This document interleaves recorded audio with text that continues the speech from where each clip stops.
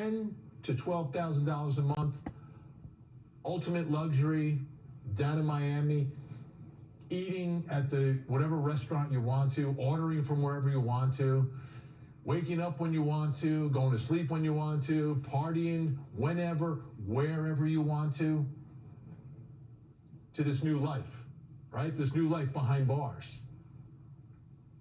Because she's been charged with the murder of her boyfriend. She admits stabbing him. She's saying it's self-defense. I threw the knife, etc. We're going to get into all of that tonight.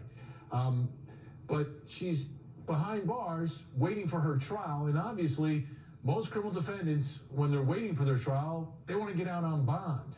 So she was back in court today. Take a look, because the first thing that I noticed when she was back in court were her handcuffs. They're pink. Like, I didn't know that I've heard of pink handcuffs. I think they usually come with feathers or something on them, but like pink handcuffs. And I was thinking only an Instagram star could have pink handcuffs, but maybe that's normal. I don't know. What I also noticed today that she was extremely emotional before the hearing today. She was crying, speaking with her lawyers, understanding that this is an uphill battle. Like, you think you're going to get out on bond on a murder charge in Florida? Not likely. And this is her world now. And I think about what a contrast she is living, where you can't do what you want when you want. You are not in control of your life anymore. Your life is in the hands of whoever's in charge of the jail, and then ultimately your life will be in the hands of 12 jurors who will decide if you remain behind bars or you live the rest of your life as a free person. As I said, today she was in court trying to get released on bond. That was the before crying. Let me show you what the judge ruled today in the judge's order. The defendant shall be held without bond pending trial. I'm not surprised. I hope that her attorneys prepared her for the moment because, you know, that's the reality. I didn't think she was getting out. They tried. And here's what the defendant said, and it's true.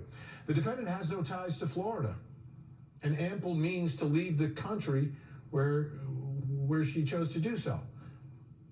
The defendant has substantial funds at her disposal and the ability to make more outside of the jurisdiction of the United States. The state is correct that defendant's criminal history in previous cases show defendant did not abide by the terms of her pretrial release conditions, at the very least picking up new cases when out on bond. You want to get out on bond, you know, if you're a flight risk, that's a problem. If you've had the opportunity before and didn't follow the rules, that's a problem. So this all comes back to the life that she had, the life that she has now. And because of that money and the ability to make money anywhere, it's not like she's got to work for a certain company, or she can go anywhere and go online and once again make thousands and thousands and millions of dollars and never come back to the United States. The judge understood that, and that's why she's being held without bond. Take a look at what happened to her now. This is her crying after the judge makes the ruling. Still an emotional mess inside the court. I mean, you can understand it, right? I understand it. It's a big contrast. But you had to see this coming. You did stab and kill somebody who didn't have a weapon. He died. You're still alive. And we've got all this other evidence. But, I mean, you look at this image and you compare it to what was going on Instagram. What a difference. So, I want to dig a little deeper into all of this. Let's bring in tonight's guests. Joining me in Atlanta, Georgia, Assistant Chief Jailer and former Chief of the Major Crime Section, Lieutenant Colonel Adam Lee III is with us.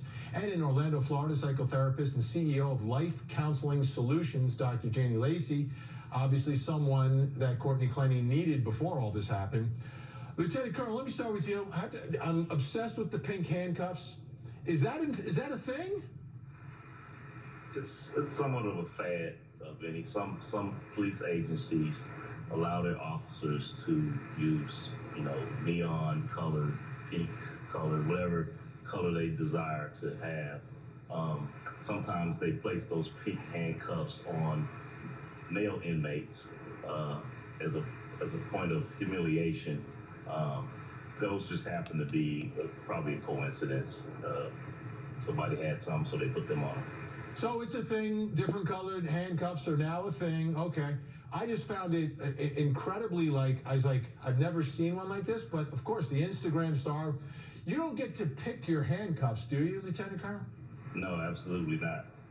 All right. So we're not going to blame her for this. We're going to say, okay, they just chose to do it. Maybe they were being nice and they thought it matched her outfit. Although pink does clash with orange. So it's not really working for me. All right, Dr. Janey, what's going through the mind of someone who had this other life, and it was a good life? I know she had problems with drugs and all the pitfalls that come with being young and adored and super rich. I understand that. But what do you think that transition has been like for Courtney Clenny? Well, we can imagine the transition for Courtney has been, she's been living a life of freedom. She's been living a life of doing whatever she wants because she's had the vehicle of income and revenue to do those types of things. So what we can probably imagine being in the court system, in the jail system, not getting the bond and being able to make bail would probably mean that there's a lot of internal turmoil going on, right? We can suspect that there's grief because there's restraint, and someone who has lived a life of freedom and has done a lot of different things, this is probably the first time where there's true consequences of her behavior. So we could suspect, right, if there's been entitlement issues before, all of those things is probably very frustrating, to say the least, for someone in her position. All right, Lieutenant Colonel, walk us through what life would be like for someone like this. So now they're in jail, awaiting trial. Are the people who are in jail waiting for their trial treated any differently than the people who are in jail who are serving a sentence? Well, that's the big difference between jail and prison. In jail, you are a pre-trial inmate. In prison, you are a convicted inmate. So there is a very big difference between the two. And I agree with the doctor that she is going from a life of total freedom, having money, being able to just do whatever she basically wants to do, to being incarcerated. And there's an old saying, the bigger they are, the harder they fall. So when you have to fall so far from that, it creates a very traumatizing situation for that person.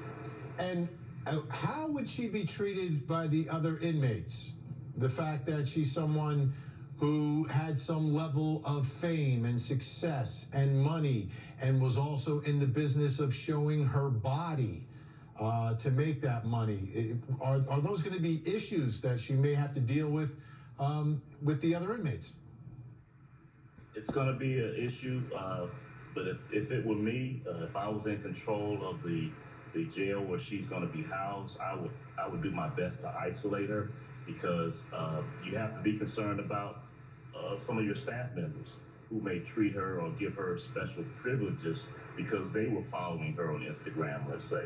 So I would be very careful to keep her isolated and away from other inmates as much as possible.